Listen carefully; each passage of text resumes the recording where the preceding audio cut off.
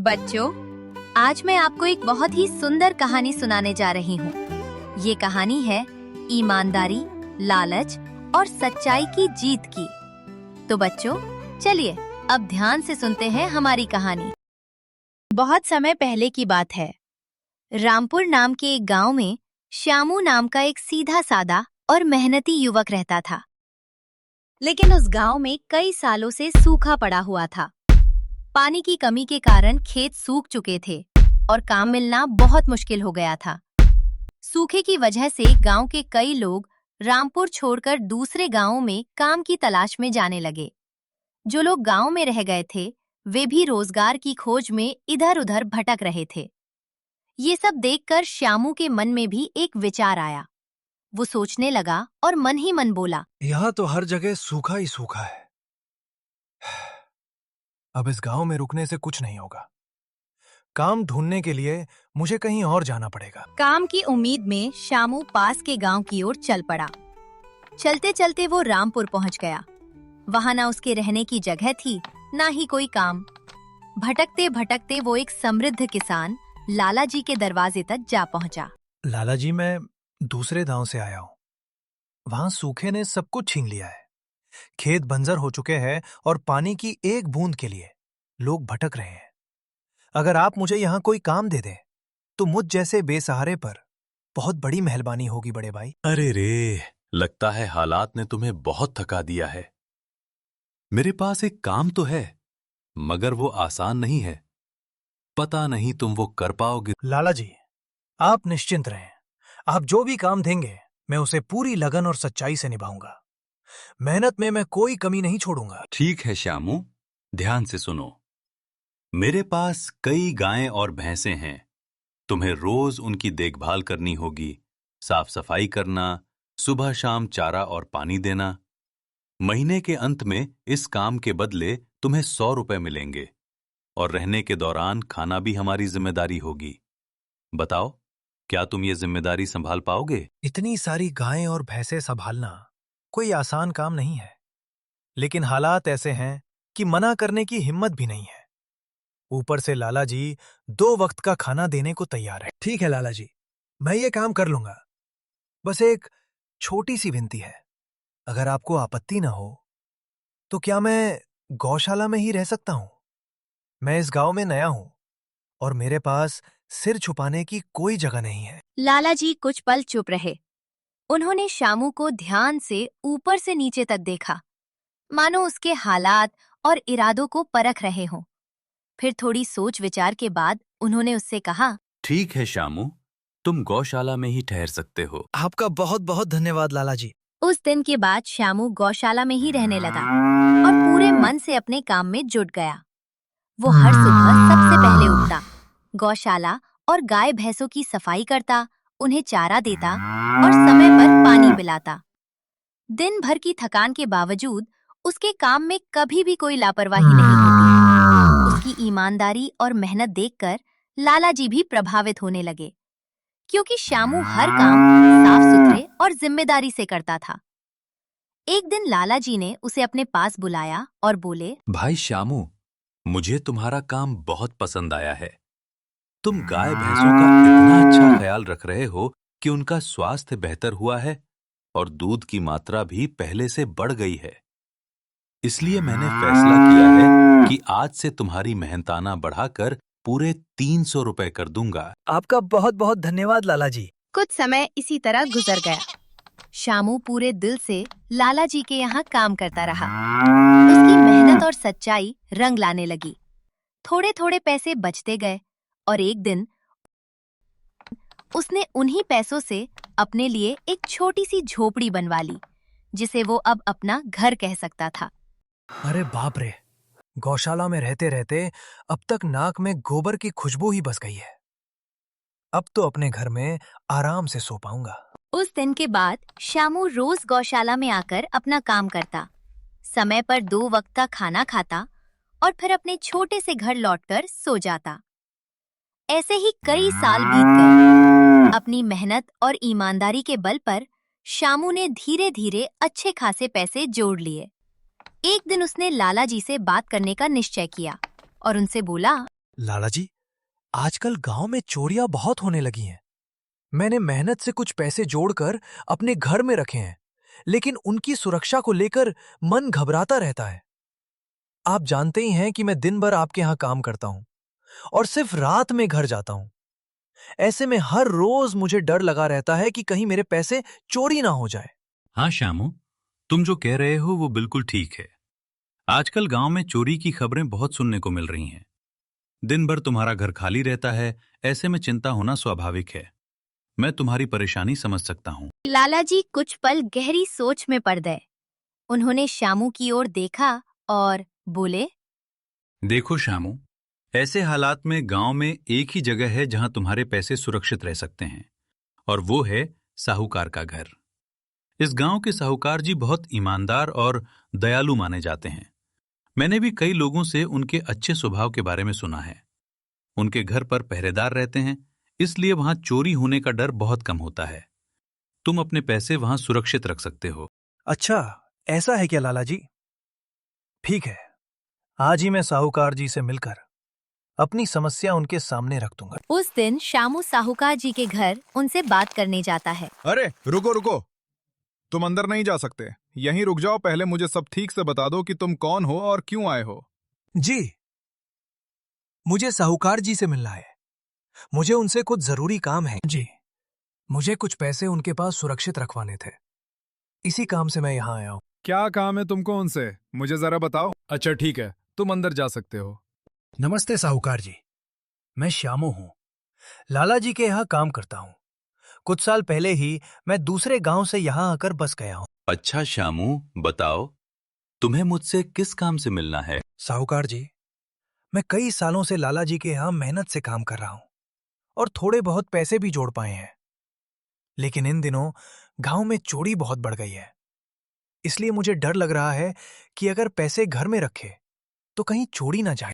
अच्छा, कितने रुपए जमा किए हैं तुमने? साहूकार जी, यही कोई 5 से 7 हजार रुपए होंगे मेरे पास। अरे वाह, ये तो वाकई बड़ी रकम है। मैंने आपकी ईमानदारी के बारे में गांव के लोगों से बहुत सुना है।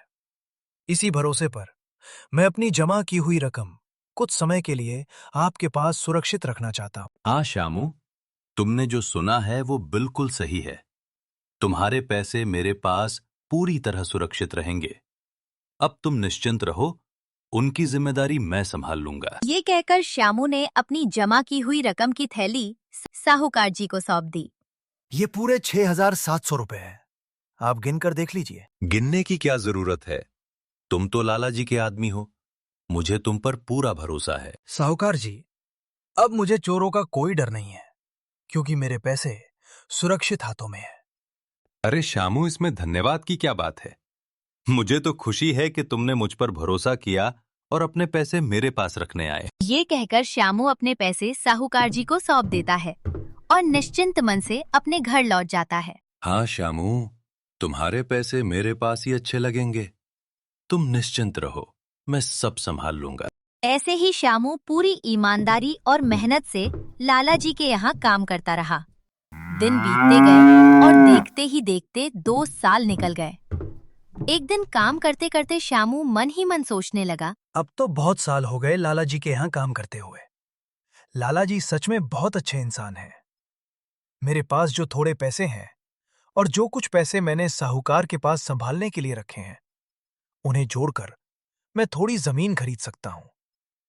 आज ही साहूकार जी से मिलकर अपने पैसे वापस मांग लेता हूँ। यही सोचकर श्यामू साहूकार जी के घर की ओर चल पड़ता है। नमस्ते साहूकार जी, 2 साल पहले मैंने आपके पास 6,700 रुपए संभालने के लिए दिए थे।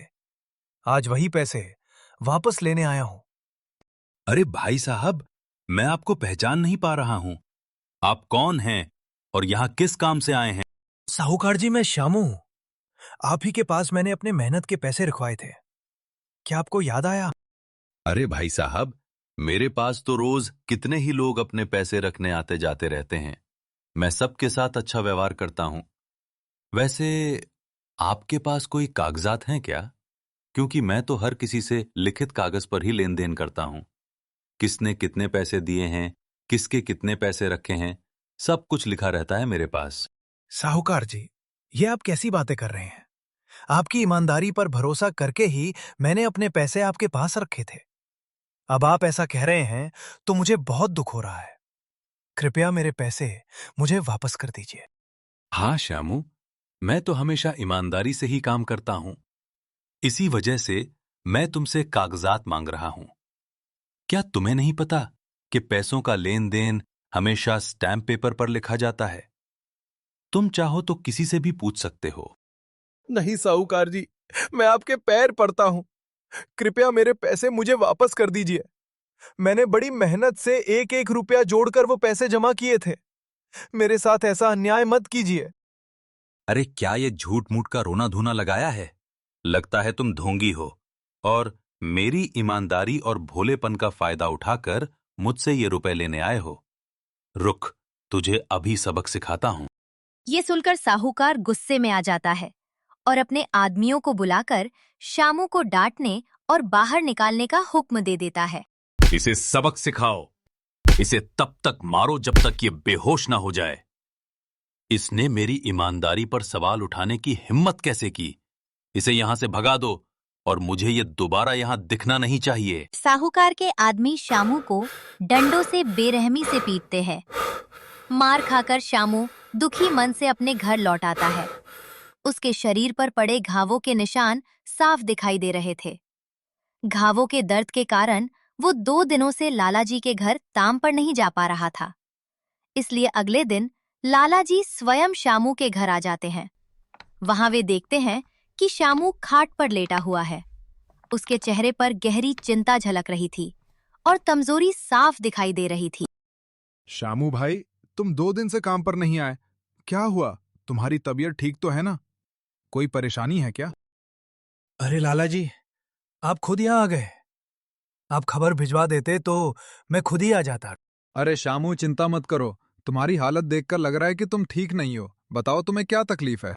लाला जी, क्या बताऊं? जिस साहूकार के पास पिछले साल मैंने अपने पैसे संभाल कर रखने को दिए थे, वही आज मुझे पैसे वापस देने से मना कर रहा है। वो बहुत लालची इंसान है और लोगों को ठगता है। जब मैंने उससे बार बार गिड़गिड़ाकर पैसे मांगे तो उसने अपने आदमियों से मुझे डंडों से पिटवाया और धक्के मारकर वहां से निकाल दिया। अरे बाप रे, ये तो बहुत ही गंभीर बात है। मैंने तो उस साहूकार के बारे में हमेशा अच्छा ही सुना था, लेकिन मुझे भी नहीं पता था कि वो इंसान इतना गिरा हुआ है। तभी तो मैं सोचता था कि हर साल उसकी संपत्ति इतनी तेजी से कैसे बढ़ रही है। मुझे माफ कर देना शामू, उसी के पास जाने की सलाह मैंने ही तुम्हें दी थी। इस गलती में मेरी भी जिम्मेदारी है। नहीं लाला जी, आप तो मेरा भला ही सोच रहे थे। ये सब तो उस साहूकार का लालच है। अब तो लगता भी नहीं कि मेरे पैसे मुझे उस साहूकार से वापस मिल पाएंगे। शामू, मेरे पास एक तरकीब है जिससे मैं तुम्हारे पैसे तुम्हें वापस दिला सकता हूँ। लालाजी शामू के कान में सारी तरकीब बता देते हैं। अगले दिन लालाजी बहुत सारे पैसे एक सूटकेस में भरकर साहूकार के घर जाते हैं। अरे लाला जी, आज आप खुद यहां आए हैं। बताइए भाई, इस गरीब के घर कैसे आना हुआ? ये तो हमारा सौभाग्य है कि आप जैसे धनी आदमी के चरण हमारे घर पड़े हैं। नमस्ते साहूकार जी। अरे साहूकार जी, आप तो मुझे लज्जित कर रहे हैं।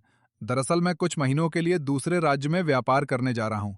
मैं ये लगभग 50,000 रुपए की रकम लाया हूँ। मुझे डर है कि कहीं ये चोरी ना हो जाए। क्या आप मेरे सारे पैसे अपने पास सुरक्षित रख सकते हैं? आपके सिवा इस गांव में और किसी पर मुझे भरोसा नहीं है। अरे लाला जी, ये भी कोई पूछने की बात है? आपके पैसे मेरे पास बिल्कुल सुरक्षित रहेंगे। आप निश्चिंत होकर व्यापार करने जा सकते हैं। इस बार तो बड़ी मछली हाथ लगी है। बार बार ऐसा मौका नहीं मिलता। भारी माल हाथ में लगने वाला है। तभी वहां पर शामू आ जाता है। अरे श्यामू, अच्छा हुआ तुम आ गए। मैं तो खुद ही तुम्हारे पास आने वाला था। उस दिन तुम्हें पहचान नहीं पाया, इसके लिए मुझे माफ करना। मेरे पास रोज इतने सारे लोग आते हैं कि कभी कभी परेशानी हो जाती है, लेकिन मैं अपनी बात का पक्का हूं। हाँ, रुको, मैं तुम्हारे सारे पैसे अभी देता हूं। साहूकार शामू से माफी मांगकर उसके सारे पैसे उसे लौटा देता है। अरे क्या बात है साहूकार जी, आप तो अपनी बातों के बड़े पक्के निकले। तो ठीक है, मैं अपने सारे पैसे आपके पास ही रख देता हूं। लालाजी इतना कह ही रहे थे कि तभी वहां उनका नौकर आ जाता है। मालिक मालिक, अब आपको बाहर के राज्य जाने की कोई जरूरत नहीं है। अभी अभी व्यापारियों का संदेश आया है। उन्होंने कहा है कि वे खुद हमारे गांव आ रहे हैं। अरे ये तो बहुत बढ़िया बात हो गई। अब मुझे इतनी दूर नहीं जाना पड़ेगा। सुन रहे हैं ना साहूकार जी, व्यापारी खुद यहाँ आ रहे हैं। अब मुझे नहीं लगता कि इन पैसों को आपके पास रखने का कोई मतलब रह गया है। चलिए, आपका बहुत बहुत धन्यवाद। आपने मेरे साथ बड़ी ईमानदारी दिखाई। हाँ, अगली बार जरूर आपके पास ही आऊंगा। ऐसा बोलकर लाला जी और उनका नौकर वहां से अपने पैसे लेकर चले जाते हैं। अरे नहीं, ये क्या हो गया?